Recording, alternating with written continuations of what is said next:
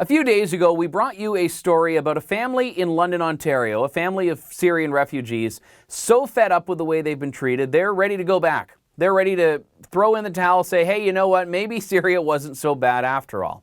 Now, this story originally came from an article in the National Post. The chief complaint the family had, or the straw that broke the camel's back, was an eviction notice from their apartment. A decision basically to get rid of them because they were so noisy. Their kids were running around, stomping on the floor. They were moving furniture all day. Just the kind of things we'd love an upstairs neighbor to be doing, right? And this family had said, you know what? Maybe this is not all it was cracked up to be. Now, it appears that this family is not alone. A letter signed by the Syrian refugee community, representing everyone ultimately, but probably at least about 20 that signed this or wrote this letter, has said that they don't like the way they've been treated. They don't like the way the organization in London, Ontario, that same city, has actually expressed its hospitality to them.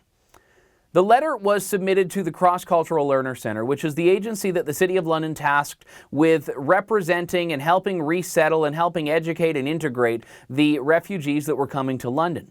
Now, London, Ontario is a city of about 380,000 people. It's brought in since January 1,000 plus refugees, more than most other cities of similar size, and in fact more than some cities of larger size. And with that, just as we've seen at the federal level, there's going to be a strain on the system. There are going to be added costs. There are going to be stressful situations. There are going to be things that need to be done very quickly, in fact, perhaps rushed. And this has been part of the problem here. A lot of agencies, including the Cross-Cultural Learner Centre, might not have actually been prepared. But the refugees, instead of just coming to Canada and saying, okay, thank you, they're now taking issue in an itemized list of concerns. The letter does start off with their gratitude, however. We, the new Syrians in the City of London, would like to thank the Canadian nation for their generosity and consideration for our circumstances and welcoming us to their country and plucking us away from the harsh circumstances in the refugee camps and providing us with the means to start a new life with more safety and opportunity. We also would like to file a complaint against an organization that has tarnished this country's reputation and did not perform their duties as they should. Now, that organization is, in fact, the Cross-Cultural Learner Centre. Now, looking further at the letter, the signatories to it, who only signed it, the new Syrian community in London, Ontario, also took issue with their housing.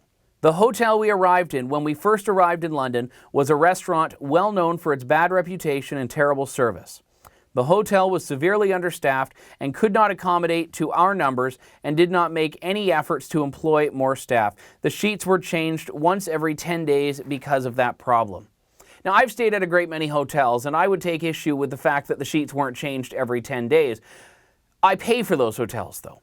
These Syrian refugees we've welcomed in. We're trying to give them a fresh start. Maybe it's unfortunate, but I don't think the hotel has an obligation to hire more staff as a result. They also took issue with some of the food that they were served. The food provided by the Cross-Cultural Learner Centre was very bad and borderline unsuitable for human consumption, and many can confirm the bad state of the food provided. When we complained about the food quality, an employee told us that Syrians in Syria are eating cats, dogs, and tree leaves, and during our second complaint, a person called Valley told us that this is the food that they will provide, and if we don't accept it, then we can throw it away and buy food from our pockets. Now, the London Free Press actually spoke to the Cross-Cultural Learner Centre and spoke to Valley, the person named in that letter, and Valley expressed that the problem was actually quite different. Some people didn't like the food because it was Canadian Middle Eastern food. That's what he said. They got food supplied from a Middle Eastern restaurant, but they didn't like it because it was Canadian Middle Eastern. Now look, I've been unequivocal from the start. I think that Canada has a moral duty to help those in need. But unfortunately, I have to question how bad things are when people are taking issue with food and accommodations and some of them saying, hey, let's go back home. I thought you were fleeing a war-torn region. How can you say that's better than maybe having to have Canadian shawarma instead of Middle Eastern authentic shawarma? For the Rebel.media, I'm Andrew Lawton.